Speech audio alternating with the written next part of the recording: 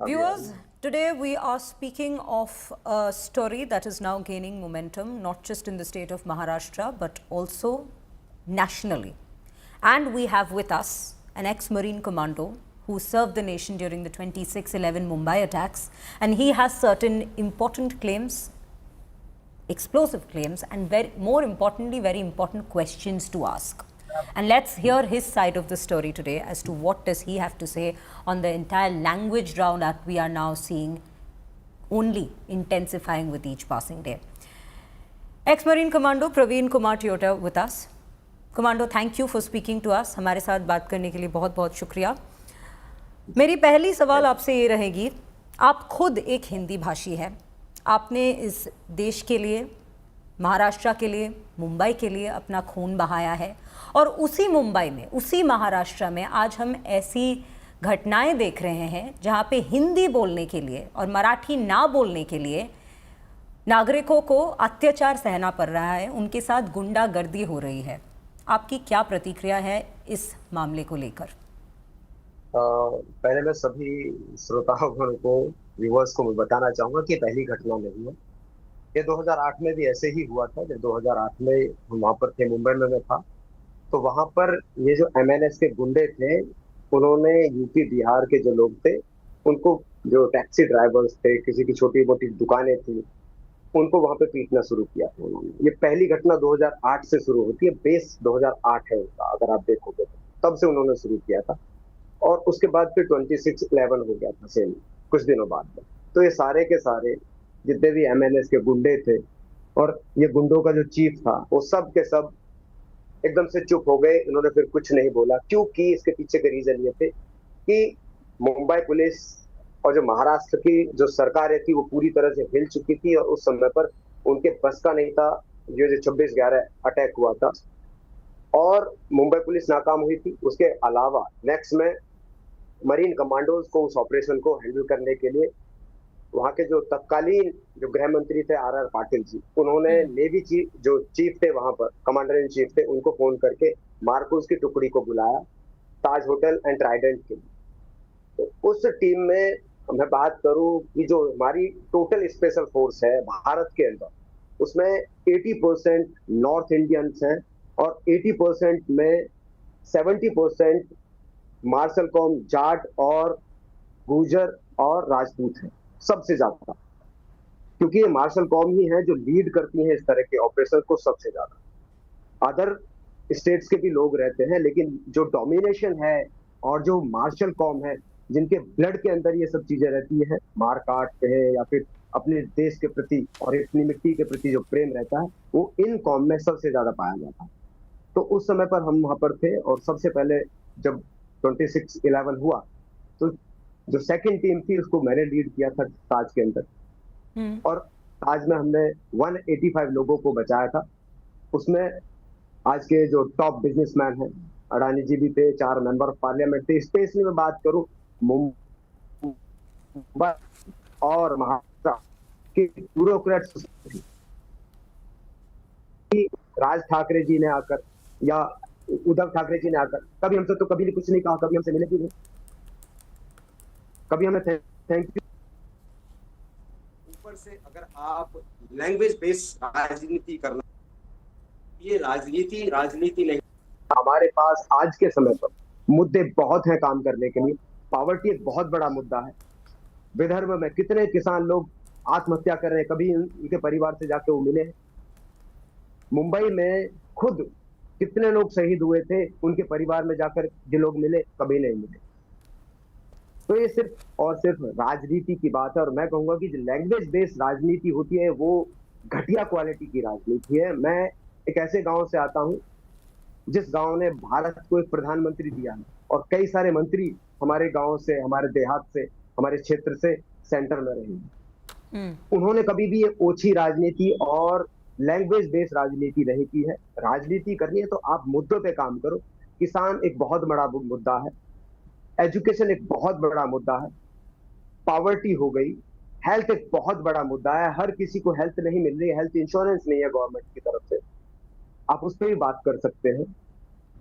और बहुत सारे मुद्दे हैं जिस पे हम जुडिशियल ट्रायल की बात करें, हम जुडिशियल जजमेंट डिले की बात करें, ऐसे बहुत सारे मुद्दे हैं। एनवायरनमेंट की बात करें, इंफ्रास्ट्रक्चर की बात करें, डेवलपमेंट की बात करें, तो बहुत सारे मुद्दे हैं जिन पर बात की जा सकती है, लेकिन नहीं, हमको तो सड़क छाप राजनीति करनी है। तो ये जो सड़क छाप राजनीति है, इससे आप तो बदनाम होते होते आपके जो पूर्वज हैं, जो आपकी राजनीति के जो सिरोधार्य हैं, जिन्होंने आप जो लोग आपको राजनीति में लेकर आए, उनके ऊपर भी क्वेश्चन मार्क उठता है। तो मैं कहूंगा कि बाला साहब ठाकरे की जो पॉलिसी थी हिंदुत्व को लेकर, हिंदुओं को इकट्ठा करके आगे बढ़ने की बात थी, वो कहीं ना कहीं अब आकर जो नेक्स्ट जनरेशन इनकी इनकी आई है, वो कहीं ना कहीं इसको बर्बाद करने में लगी हुई है। बाला साहब ठाकरे की जो पृष्ठभूमि और उन्होंने जो बेस बनाया था, उसको ये तोड़ने पर लगे हुए हैं। जी, तो अगर अगर आप हम बहुत सारी आपने बातें बोली हैं, अभी अगर हम इस बात पर फोकस करें कि आपने एक बहुत ही गंभीर आरोप लगाया है ठाकरे पर कि उन्होंने, अभी भी आपने कहा कि उन्होंने आपसे मुलाकात नहीं की थी, आपकी टीम जिन्होंने जो देश की सेवा में लगे हुए थे उनसे कभी मुलाकात नहीं की थी, और अभी ये बात जो आप सामने रख रहे हैं, आप इसको साबित कैसे करेंगे? क्योंकि ये बहुत ही ज्यादा गंभीर आरोप मैं है। आपको जी, आप देखिए, एक मैं कमांडो हूँ और आज मैं लॉ प्रैक्टिस करता हूँ दिल्ली हाई कोर्ट में, तो मैं एज एन एडवोकेट प्रैक्टिस करता हूँ। तो मैं उस समय की घटना का जिक्र मैं आपसे करना चाहूंगा जब मैं हॉस्पिटल में था और महाराष्ट्र गवर्नमेंट का एक चपरासी मेरे पास गया था 50,000 रुपए का चेक लेकर, और जब वो मुझसे मिला तो उसने, पता है, उसने कहा कि मैं 2 घंटे से आपको ढूंढ रहा हूं और आप यहाँ पे लेटे हुए। तो मैंने उस चेक को पकड़ा और उसको फेंक के उसके मुंह पर मारा। आप डीएम जो उस समय के थे उनसे जाकर पूछ सकते हो, और उस समय जो सरकार है उससे पूछ सकते हो। और मैंने कहा कि मैं पैसे के लिए काम नहीं करता, मैं 50,000 रुपए के लिए काम नहीं कर रहा हूँ, मैं अपनी मिट्टी के लिए काम करता हूँ, मैं अपने देश के लिए काम करता हूँ, मैं अपने देशवासियों के लिए काम करता हूँ, और मैंने अपना जो खून देश के लिए बहाया है 50,000 रुपए के लिए नहीं बहाया है। मैंने अपनी किताब 26/11 मुंबई जो ब्रेव हार्ट है, मैंने उस घटना को उसमें स्पेशली जिक्र किया है कि how the government treat the soldiers. जो महाराष्ट्र गवर्नमेंट थी, कांग्रेस की सरकार थी, उसने उस तरह से ट्रीट किया था। तो ये जो सरकार उस समय पर ट्रीट इस तरह से कर रही है, तो ये कौन थे? ये तो बहुत छोटे लोग थे उस समय पर, ये तो मिलने भी नहीं आए, किसी से नहीं मिले, ना हॉस्पिटल में रहा हूं लंबे समय तक। और उसके बाद भी मैं 2017 में मुंबई से ही रिटायर हुआ। 3 साल के लिए मैं वाइजैक गया था, विशाखापट्टनम 3 साल रहा, उसके बाद फिर मुझे मेडिकल के लिए वापस आना पड़ा, और 3 बड़े ऑपरेशन मेरे बॉम्बे हॉस्पिटल में हुए हैं। आप जाके पूरी डिटेल चेक कर सकते हैं। और एक कमांडो होने के नाते और एक देशभक्त होने के नाते मैं कहूंगा कि सुई की नोक के बराबर भी इस देश से झूठ नहीं बोलूंगा। मैं गर्दन कटवाना मंजूर करूंगा, लेकिन देश को झूठ नहीं बोलूंगा। जो घटनाएं हुई हैं वो हुई हैं, और आज अगर वो प्रूव करके दिखा दे कि वो प्रवीण तेवतिया से मिले हैं, या उनका कोई सदस्य मिला है, या सरकार का कोई सदस्य आकर मुझसे मिला है, तो मैं आज ही मैं कहूं कि उनके खिलाफ एफिडेविट फाइल कर दूंगा, रिट फाइल कर दूंगा।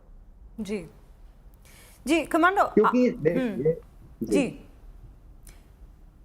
कमांडो, मैं आपसे और एक सवाल करना चाहूंगी। यहाँ पे सिर्फ एमएनएस की बात नहीं हो रही, आपने एक बहुत ही इम्पोर्टेंट बात कही है अभी, कि ये जो बयान अभी उद्धव ठाकरे से आ रही है, ये काफ़ी सारे सवाल उछालती है बाला साहेब ठाकरे के लेगेसी पर। ये जो हम हिंदी इम्पोजिशन को लेके जो बातचीत कर रहे हैं, पर ये जो एमएनएस की जो गुंडागर्दी है, ये सिर्फ एमएनएस की गुंडागर्दी नहीं है। हम अगर कुछ दिन पहले देखें, महाराष्ट्र गवर्नमेंट की एक विधायक भी आकर बोले हैं कि अगर आप महाराष्ट्र में रह रहे हैं, आपको मराठी बोलनी पड़ेगी, नहीं तो आप पर जांच होगा।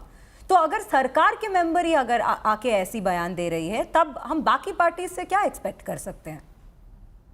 मैं आपको कॉन्स्टिट्यूशन का हवाला दे सकता हूँ। आप आर्टिकल 343 पढ़िए, आप आर्टिकल 343/2 पढ़िए आप, उसमें सिंपल लिखा हुआ है देवनागरी ही हमारे देश की कार्यकाली जो लैंग्वेज है, कार्यकारी लैंग्वेज है। दो लैंग्वेज हमारी है, पहली है हिंदी, दूसरी है इंग्लिश। अदर लैंग्वेज को सरकारी लैंग्वेज घोषित नहीं किया गया है सेंटर के द्वारा। आर्टिकल 345 अलाउ करता है स्टेट गवर्नमेंट को अपने यहाँ पर जो उनकी स्टेट की लैंग्वेज है उसको अपने यहाँ पर लागू करने के लिए स्टेट के अंदर। तो जब आप संविधान से तो ऊपर हो नहीं ना, आप चाहे विधायक हो, चाहे एमपी हो, चाहे आप कुछ भी हो, मैं कहूंगा कि कॉन्स्टिट्यूशन से ऊपर है क्या आप? जब मैं कॉन्स्टिट्यूशन का हवाला दे रहा हूं, जाके आप पढ़ लीजिए आर्टिकल 343, आप पढ़िए जाकर, आपको सारी चीज क्लियर हो जाएंगी। भाषा यहाँ पर दो ही है जिस पे आप काम कर सकते हो ऑफिशियली, पहला है हिंदी, दूसरा है इंग्लिश। उसके अलावा सेंटर के द्वारा और कोई लैंग्वेज नहीं है। आप अगर किसी स्टेट से सेंटर को कोई लेटर भेज रहे हो, कोई आप लेटर या और कोई चीज भेज रहे हो, तो वो ही दो ही लैंग्वेज में आएगी। वो होगी पहली हिंदी और दूसरी होगी इंग्लिश। तो जितने भी, इसलिए जितने भी हाई कोर्ट हैं वहां पर एक सिंपल लैंग्वेज है इंग्लिश। चाहे आप यूपी का देख लीजिए, चाहे आप चेन्नई का देख लीजिए, चाहे महाराष्ट्र का देख लीजिए, सिंपल एक लैंग्वेज पर काम करते हैं, वो इंग्लिश है। वहां पर हिंदी नहीं है, वहां पर मराठी नहीं है। तो वहां पर कहां चली जाती है एक्सेप्टेंस? और सिर्फ और सिर्फ राजनीति देखने के लिए आप ये सब चीजें ना करें। चाहे आप कोई भी है, चाहे आप कोई भी लेगेसी फॉलो कर रहे हैं, आप जो चाहे कहीं के भी कुछ भी हैं, आप संविधान को चैलेंज नहीं कर सकते जी। और आप उन मंत्रियों को क्या कहेंगे और उन मंत्री को क्या कहेंगे जो इस पूरे मुद्दे को एक सांप्रदायिक रंग देना चाहते हैं, हिंदू मुस्लिम एजेंडा बनाना चाहते हैं इसको? ऐसी भी बयान आई है सामने। मैं ये कहूंगा कि उनको राजनीति करनी आती नहीं, उनको राजनीति ठीक से सीखनी चाहिए। हमारे गांव आके सीख सकते हैं राजनीति, बहुत प्यारी यहाँ पर हम लोग सिखा सकते हैं उनको, क्योंकि हमारी जो पृष्ठभूमि है किसानों की पृष्ठभूमि है। हमारे जो नेता रहे हैं वो किसानों के नेता रहे हैं, मजदूरों के नेता रहे हैं। तो आप किसानों के हक पे बात करें, मजदूरों के हक पे बात करें, आप जितने भी हमारे स्टूडेंट्स हैं उनके ऊपर बात करें। मैं तैयार हूँ डेवलपमेंट पे बात करो। आप ये सब चीजें जो ओछी हरकतें हैं, या मैं कहूँ कि ये स्तर ही आपका गिरा हुआ है अगर आप किसी भी भाषा को लेकर लड़ें और आप इस तरह की राजनीति करते हैं, क्योंकि ये कोई स्तर ही नहीं है। आई रेस्पेक्ट मराठी, आई रेस्पेक्ट मराठी वॉरियर्स। मैं शिवाजी राजे को बहुत फॉलो करता हूँ, मैंने बहुत कुछ सीखा है उनसे। ऐसा नहीं है कि हम उनको फॉलो नहीं करते, हमसे बहुत सारी चीजें सीखते हैं। लेकिन लैंग्वेज एक अलग चीज है। मराठी कल्चर रिच कल्चर है, बहुत रिच कल्चर है। आई रेस्पेक्ट दैट रिच कल्चर। मैं मराठियों के बीच में बहुत रहा हूँ, बहुत रेस्पेक्ट करते हैं। जो आप गांव क्षेत्र में जाओगे, इतनी इज्जत करते कि आप पूछिए मत। वहां पर आपको लैंग्वेज नहीं पूछते वो लोग, वो बहुत ही रेस्पेक्ट देते हैं। आप जाइए, निकलिए। ये आप छोटे मोटे नेताओं की तो बात ये मत नागरिकों कीजिए। का मुद्दा नहीं है, आपका यही कहना है? ये बनाया जा रहा है नागरिकों को, ये कुछ चीजों को लेकर थोपा जा रहा है और सबको अपनी अपनी राजनीतिक रोटियां सेकनी है। मैं 2 से 3 महीने पुणे में रहा, मैं अलग अलग लोकेशंस पे घूमा हूँ महाराष्ट्र में। बहुत प्यारे लोग हैं मराठी लोग, बहुत वॉरियर लोग हैं, बहुत दिल के एकदम साफ और नेक इंसान है पूरे मराठी। लेकिन कुछ लोग होते हैं ना, सिर्फ और सिर्फ उनको राजनीति से मतलब है, क्योंकि उनके पास और कोई मुद्दा ही नहीं है। अगर मैं बात करूँ जी, अगर आपके पास मुद्दा ही नहीं है तो आप नीच हरकतें करके आप उस लेवल पर नीचे गिरोगे कि उसका कोई लेवल ही नहीं है। तो आज जो जितने भी नेता हैं जो धर्म के ऊपर राजनीति करते हैं, जो लैंग्वेज बेस्ड राजनीति करते हैं, मैं कहूंगा कि उनको थोड़ा सा और एजुकेशन की जरूरत है। उनको और ज्यादा राजनीति को और पॉलिश करने की जरूरत है। सिर्फ और सिर्फ आप एक चीज को लेकर काम नहीं कर सकते। कल को आपके कॉन्स्टिट्यूंसी में से बहुत लोग होंगे जो पूछेंगे कि भाई साहब नौकरी की बात कब करोगे, मेरे गांव में खरंजा नहीं लगा है उसकी बात कब करोगे, मेरे गांव तक रोड नहीं जाती है उसकी बात कब करोगे, मेरे गांव में स्कूल नहीं है उसकी बात कब करोगे, मेरे गांव में छोटा सा अस्पताल नहीं है उसकी बात कब करोगे, मेरे गांव में एक हैंडपंप नहीं है, मेरे गांव में लाइट नहीं है उसकी बात कब करोगे जी, मेरे गांव में हायर एजुकेशन स्कूल नहीं है उसकी बात कब करोगे। तो कुछ समय है, बस लोग पूछेंगे आपसे। और आज का जो युवा है वेल एजुकेटेड है, वो पूछेगा सवाल कि भाई ये भाषा के आधार पर राजनीति करने से हमको क्या मिला। जी। Ex-Marine Commando Praveen Kumar Teotia with us. हमारे साथ जुड़ने के लिए और हमारे साथ बात करने के लिए, अपना मुद्दा रखने के लिए, अपना सवाल पूछने के लिए बहुत बहुत शुक्रिया. Those were some of the points that have been raised by him, and the point that he has made is this is being forced और by the political outfits.